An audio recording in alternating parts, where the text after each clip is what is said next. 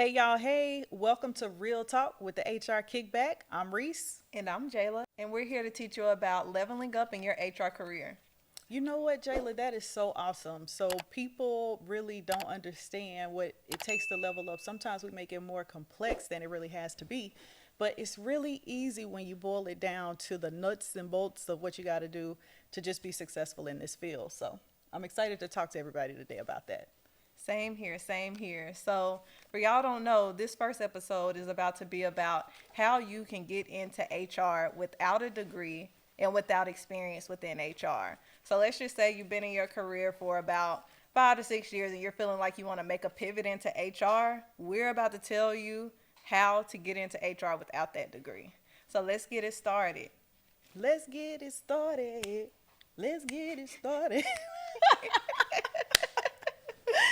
So one way to get started is by taking inventory of what transferable skills that you have. So we all have things that we're really talented at. Some of them we have them naturally. Other things we may have worked in a job that has given us those skills. For instance, let's say you work in retail. Retail requires you to talk to people all the time. So what you begin to find is that you're really good connecting with people. That skill is a skill that is transferable into HR because what are we doing all day? We are solving problems for people. We are building strategies with people that are our peers or people that are our partners. And so it requires us to work together a lot. So take an inventory of what transferable skills that you have. So it could be, like I just mentioned, with the being able to work with people really well. You may be in an executive assistant job and you may be really good at, keeping up with details. That is a skill that is needed in whatever you do in HR. You have people that work in HR and they go into payroll, right? Yeah. You don't want to be messing up nobody's money, okay? So you need to be detail oriented. So all of those things can translate into a role in human resources because there are just so many. And to kind of piggyback off of you, Mama, the transferable skills that she was just speaking about, I came from the serving industry. Yes, I did have an HR internship before I actually went into my full-time role, but that serving industry really helped me on how to, speak with customers, how to communicate in difficult customer conversations, because there's different things that may happen that might not necessarily be in HR. We're still able to transfer those skills over to the HR industry. So, like, let's just say, hypothetically speaking, there's a customer who doesn't necessarily like doesn't like something. They want you to take it off of their order. You could then transfer that skill into the HR field by maybe there's someone who comes to you about a payroll discrepancy of some sort, and you have to have a conversation with them.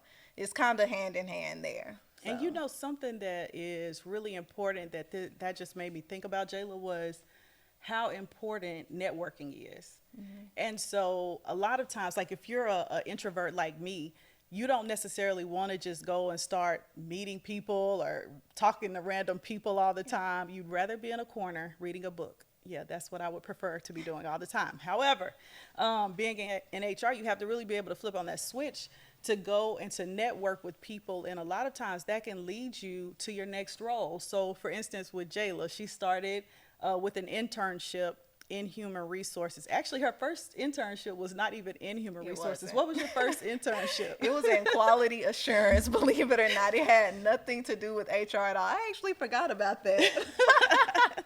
That's crazy. I was actually going around testing wire and different things of that nature in that industry. And from there, I think that I kind of figured out that's not something I necessarily wanted to do. And I went over to the HR field that was similar to my mother. So yeah, you brought that up. I did forget about that. But she learned a skill. Jayla is also pretty introverted, and so that job where she was going around and testing wires and things like that, she actually had to go talk to these different machine operators. These were, older men in like their 40s, 50s, 60s that she's having to go up and interact with them so that she could get the wire to test. So that was a really good skill. So networking is really important, but you have to find your own way to go about doing it. So for instance, for me, I really value authentic relationships. So I wouldn't necessarily reach out and cold call somebody, although I did try that a couple of times. It did not work, which is one of the reasons why we started the HR Kickback. But I'll tell y'all about that some other day. But networking is really important because that's how you can find your next opportunity. And so I remember when I started, my first role was an internship that I actually got because my best friend's dad worked at a company, and he had really good relationships within the company. And so when he knew it was time for me to be in an internship, because I told him, right, sometimes it's just talking to the people that you're really comfortable with. So he was aware that I needed an internship. And so he actually was able to talk to the leaders at that company and get me an internship. And that's what I started. I wasn't even doing human resources. I was in college for human resources, but I was actually working in safety. So that's where I started. I did not start in human resources. I started in a safety role, looking at policies and procedures. But guess what? What are you doing in HR? You're looking at Policies and procedures. right. So it's the same stuff. You just have to use it in different ways, right? And so that's really important. I always say, you hear people say, your network is your net worth. Yeah. Yeah, your Yeah. network is your net worth. So it's really important that you have that. So I just kind of want to go back to what you spoke about, Mom, when you talked about kind of speaking up and just opening your mouth to speak to people. That is a great way that you can not only network, but to kind of further you in your career just in general. I actually worked in a recruiting role, probably in like my second role in my second company, and I actually spoke to someone who wasn't my direct leader, and I just let her know that I was interested in learning people operations, which is how I got into the role that I'm in today. With her having that in the back of her mind that that was something I showed interest in, I was able to move from the recruiting portion of HR into the people operations of HR, which I'm in currently. So opening your mouth and speaking is, I feel like, a super important part to kind of further your career and elevate, because if you don't speak, closed mouths don't get fed at the end of the day. So Closed mouths don't get they fed. don't get fed. So just to kind of move it along, Mama. So for someone ready to move into HR, what would you say some of the skills they would typically need to get into it? Skills that you really need. We've talked about a lot of them. So it is being able to interact with people. I also think that it's really important that you're able to deal in ambiguity. So that's really more of the situations where you don't have all the answers, but you still have to be able to take action. The other thing is you do have to be an action taker. You have to be an action taker. One of the largest things that we do for organizations is to reduce risk. And so a way that you reduce risk is, as you learn of things that are happening, that you actually do something about them. And so that's a really important skill. Also, and this is for the young people out there, okay? You have to be able to be self-directed in your work. So a lot of times what is coming to us when you're in, say, an HR generalist type of role is, a little bit of this, a little bit of that. You don't always have things being directly given to you, but there's a lot of work to do. So being able to identify, here is something that needs to get done for the department that you're working in, and then being able to take action on that thing or bring it up, to the surface so someone could actually do something about it. Let's say you're not at that level yet where you can. That's going to be really important. So I think those are some of the key skills that you have to have, and there's a lot more to that, right? It goes deeper, but on the surface level, be an action taker.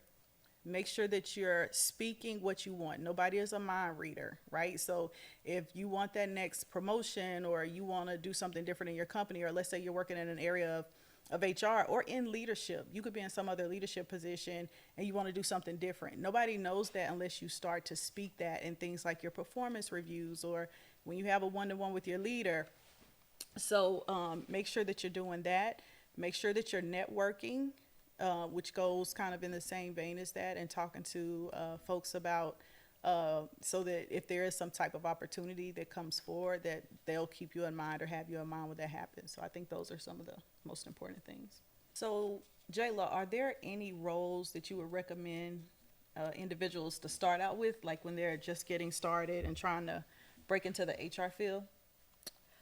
Yeah, so for me, it's going to be a recruiting role or a coordinating role, most likely, because I feel like you truly get to see the full aspect of the company and learn the business truly. Through recruiting, you'll be able to learn more about like what each team does because you're the one that's hiring for them. You'll be able to speak to managers. You'll be able to get that visibility into the company and truly understand its background. But then on a coordinator role, you'll also be able to kind of dip your toe in the water, I would say. You'll be able to see the back end, the admin thing. So you might not necessarily be the one speaking to management, speaking to leadership or different things of that nature, but you'll be the one seeing the notes that are coming down the pipeline or scheduling those interviews or seeing all of the back end commotion. So I would say that those are the two that I would recommend the most. But what do you think? I think that you just hit on something really key. So you said the words admin or an administrator type role or a specialist role. There are a lot of different job titles within human resources and other types of leadership positions. And so you have some companies that may call a role an administrator role, but it may be a generalist role, Yeah. where you are doing a lot of different things for the company. You could be doing employee onboarding. You could be doing some function of the recruiting. Could be filing paperwork, anything. And it could be a generalist type role. And the more experience that you get in that role, then you start to do decision making. And that's how you really start to hone in and develop your skills. So I would say as you come into HR, to me, some of the best roles are specialist or generalist roles. The specialist role, again, sometimes people call it a specialist role, but it's really a generalist role where you're working on lots of different things. Or you could get a specialist role, like Jayla talked about, that might be specifically recruitment, or it might be payroll, or it might be benefits where you're specifically doing that. And so there's really no wrong answer. That's the good thing. And that's why I said in the beginning, sometimes we make this more complex really than it has to be. What it's all about is your skill level. So you should be really intentional if you have a goal that you're trying to get to in life. And let's say you want to have this type of job, you want to earn this type of money, you have to be intentional now. And the best time to start was probably, forever ago, but the next best time is now. And so you just want to start thinking about what skills do you need to be able to move up to that next role, and then start putting things in place and taking roles and opportunities that allow you to do that. All right, so we're going to wrap up there. So don't forget the key takeaways are networking, get your transferable skills, and do not be afraid to open your mouth. Those are going to be the best ways for you to kind of pivot into the field of HR, whether you're just starting out or whether you've been in a career for some years and you're looking to pivot. Yeah, and make sure y'all go to our website, hrkickback.com, and you can download a free ebook that we have. It's a playbook where you can actually go through some details and kind of help develop what those skills are that you have. You could take notes in there. And then also make sure you follow us on socials. Got the HR Kickback on TikTok and Instagram. You can find us there for more helpful tips. We'll get at y'all later. Peace out.